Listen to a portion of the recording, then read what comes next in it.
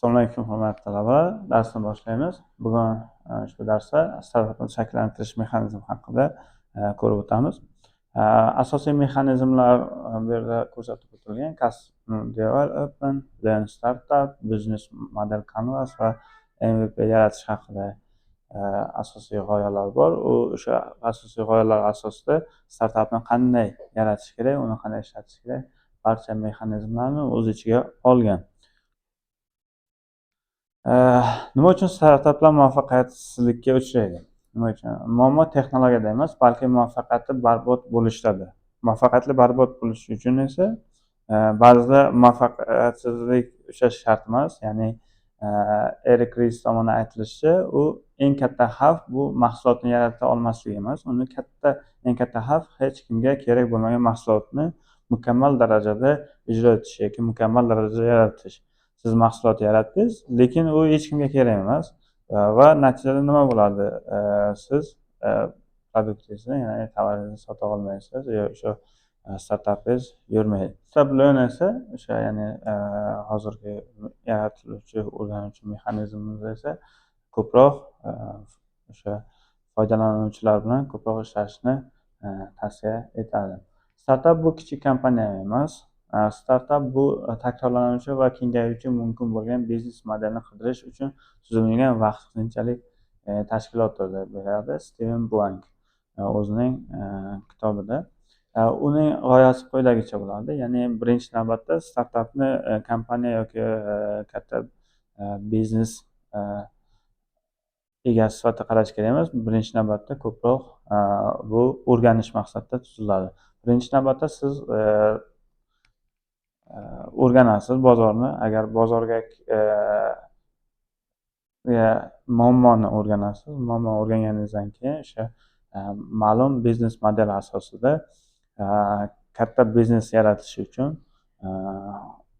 tadqiqot olib borasiz va natijada siz kengayib borganingizdan keyin keyinchalik u katta kompaniyaga aylanib boradi. An'anaviy yondashuv va zamonaviy startaplarning yondashuvlari quyidagicha. An'anaviy kompaniya biznes birinchi maqsadi biznesni ijro etish. O'tgan darsda ko'rib o'tdik.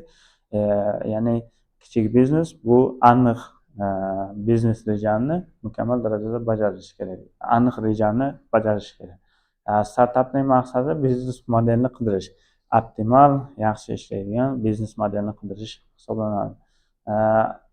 50 masalan, an'anaviy kompaniyalarda 50 sahifali biznes reja tuzishadi. Asosiy hujjatlar turi. Startaplarda esa bitta sahifadan iborat biznes model kanvasdan foydalangan holda butun protsessni, ya'ni jarayonni boshqarishingiz mumkin. An'anaviy kompaniyalarda waterflow usulidan foydalanishadi. Ya'ni bitta funksiyani bajargandan keyin keyingi funksiyaga o'tishadi va bu juda ham ko'p vaqt olib keladi. Natijada mahsulotni bozorga chiqarish uchun mukammal darajaga yetgandan keyin bozorga chiqiladi.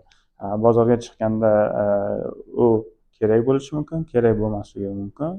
Shu sababli buni eng katta minus tomonlardan biri hisoblanadi.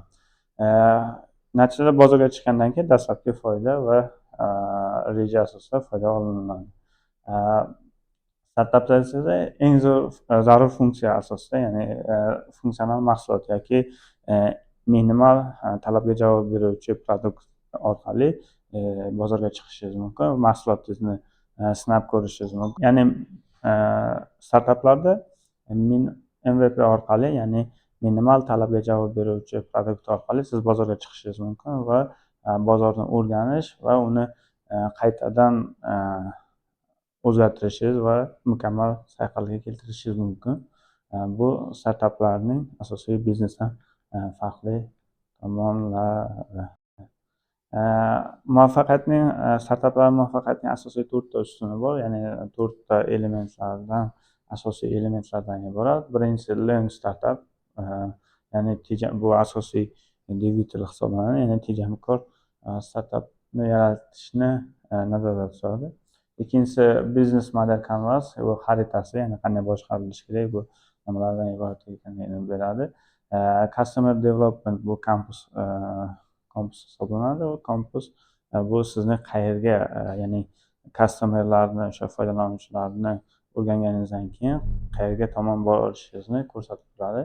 MVP bu transport, ya'ni bu mahsulotingiz kichik mahsulot bo'lib, bu keyinchalik sayqallanib boruvchi element hisoblanadi.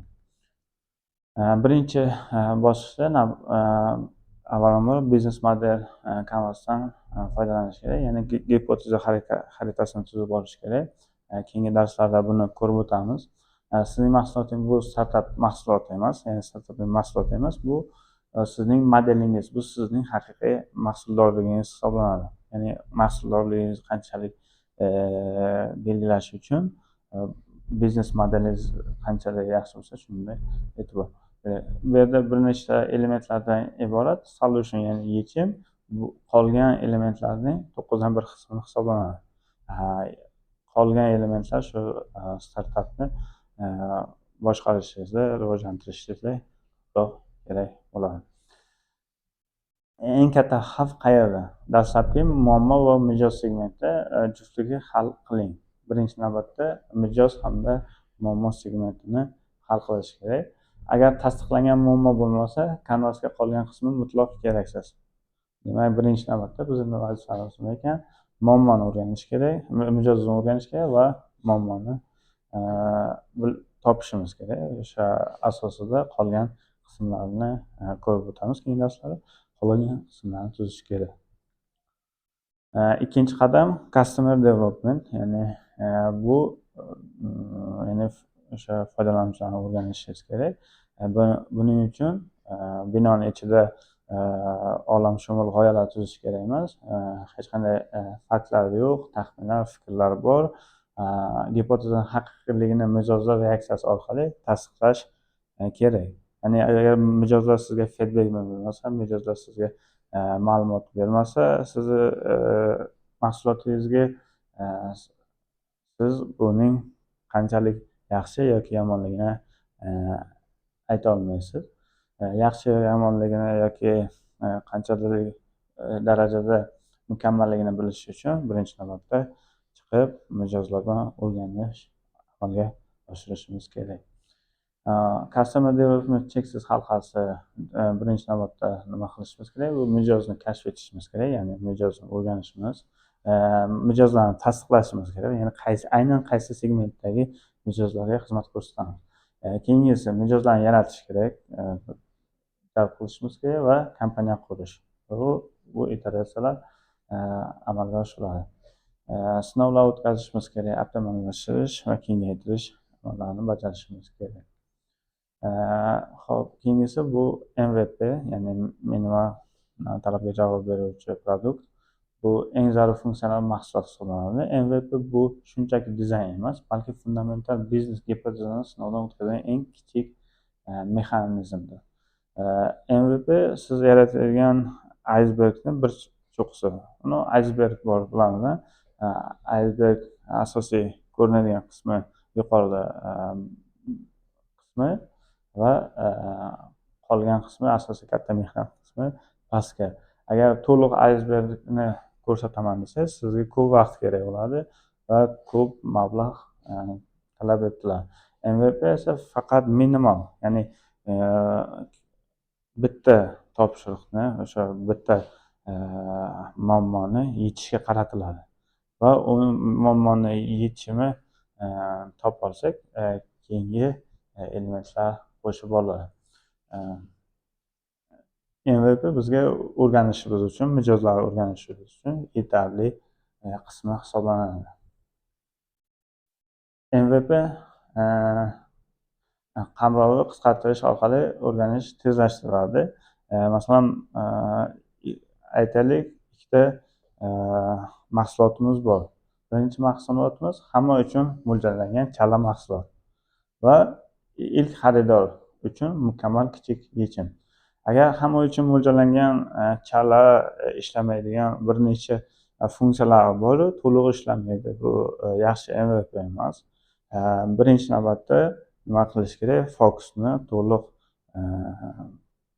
e'tiborni bitta topshiriqqa, bitta muammoga qaratishimiz kerak va ushbu muammoni mukammal yechishimiz kerak.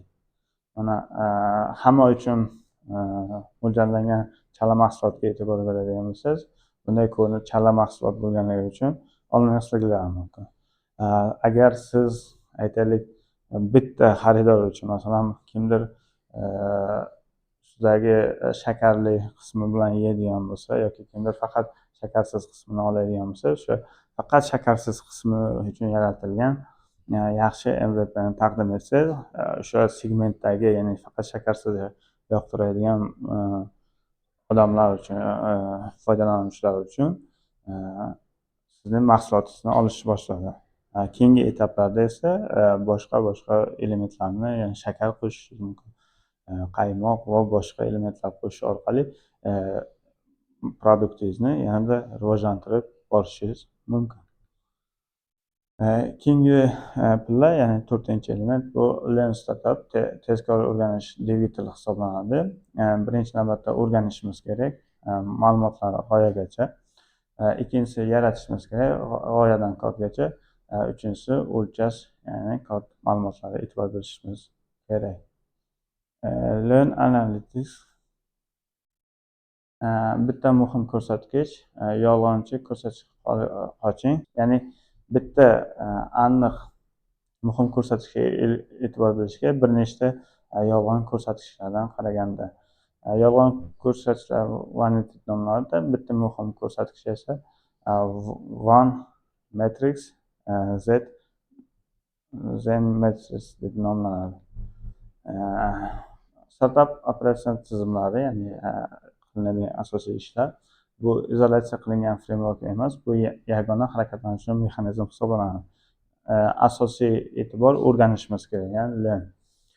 Keyingisi yaratishimiz, o'lchashimiz va yana yaratishimiz kerak. O'rganishimiz, yaratishimiz kerak, o'lchashimiz va qanday qiymatda, masalan, nechta foydalanuvchi oldik, nechta mahsulotdan foydalanishni boshladi, qanday natija keldi.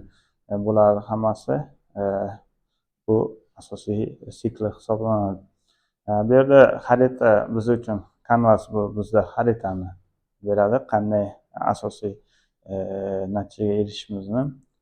Learn o'rganish bu qoidalar hisoblanadi. Harakatlanish uchun, yangi harakatlar davom etishi uchun custom developmentdan foydalanish kerak. Bizni oladigan yakuniy natijamiz, yakuniy sovg'amiz bu MVP hisoblanadi.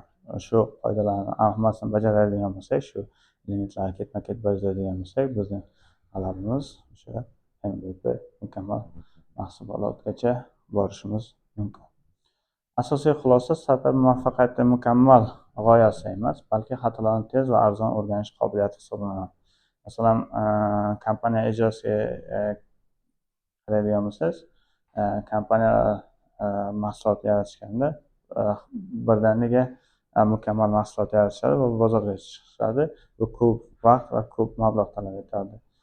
Startaplar esa g'oyadan o'rganishlar orqali pivotlar, har yangi o'rganishlarda yangi o'zgarishlar ro'y beradi. Natijada produktga yetamiz, ya'ni mukammal produktni chiqaramiz.